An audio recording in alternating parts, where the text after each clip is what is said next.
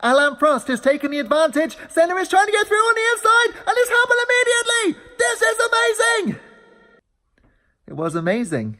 1990 Japanese Grand Prix at Suzuka, the title decider, where Alain Prost managed to get ahead of Senna at the start due to the changeover on the sides of the grid, and Senna just drove him off the road. Well, it was a childhood defining moment for me. I say I was 8 years old, and obviously I loved Formula One then. I've loved Formula One ever since, and there hasn't been a video game version of that rivalry. We've had Ayrton Senna's Super Monaco Grand Prix back in 92, I think it was, but that just had Senna and no Prost. F1 on the Mega Drive as well, that did have Prost, but it didn't have Senna. We haven't actually had an official video game with the two of them in that I can remember.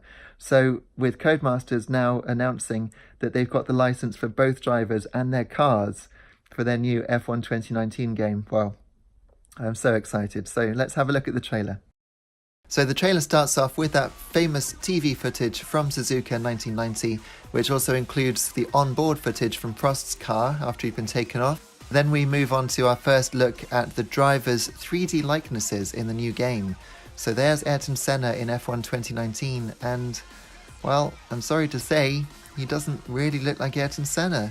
There's a hint of Bruno Senna in there, but I'm afraid I just don't see Ayrton. There's something wrong. Maybe it's his cheeks, his eyes, or his lips, or all those things. It just doesn't really look like him, I'm sorry to say.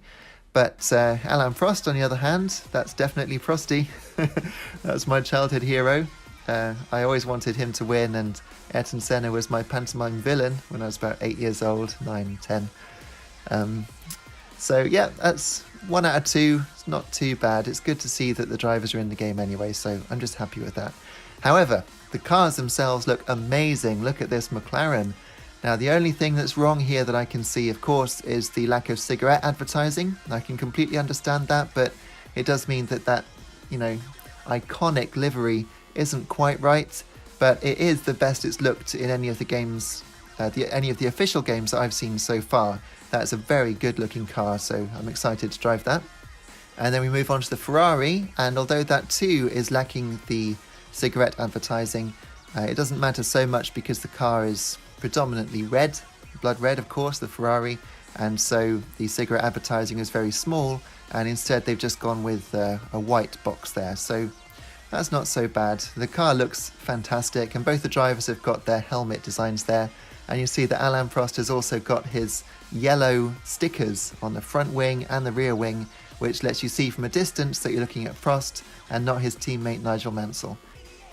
One other quick thing to note here, and that is I was looking at the yellow on the front wing underneath, the long strips of yellow, and I don't think that's wholly authentic, but I also realised from the in-game footage there, look, there's damage. There's damage to that front wing. So these classic cars can be damaged. It'll be interesting to see how far that goes, and also whether the wheels actually come off, because of course in the 90s they didn't have wheel tethers, so that'll be interesting to see. After that, we get a brief look at the multiplayer liveries. That's a Senna-themed livery, which is based on his helmet, and one for Alain Prost as well. They're a little ambiguous, but they are quite cool. It's nice to see their signatures on there as well, so that's good. And then after that, we get a brief glimpse of some of the tracks that will be involved in the 8-race challenge season for the Senna vs Prost content. I'm sure I can see Suzuka in there. That's definitely Monaco, and I'm pretty sure that's Monza. So although it's highly unlikely they'll put Imola in the game, firstly because they haven't got it in the modern championship, so it would be making another track, but also there's taste as well. You know, it would be bad taste perhaps to have Senna racing at San Marino. So I think 8 races, that's going to be great. It's a shame it's not a whole game based on the classic content, but if this goes down well, if they can get this license, I'm sure they can get the rest. Maybe one day we will have that classic F1 game that we've always dreamed of. But as for now, I'm really excited about this, and great news, I will have more F1 coverage on this channel very soon, so watch out for that, something special coming up. In the meantime, have a look around my channel, you'll find more gaming content, music and more. Hit like and subscribe. Thanks for stopping by. Cheers.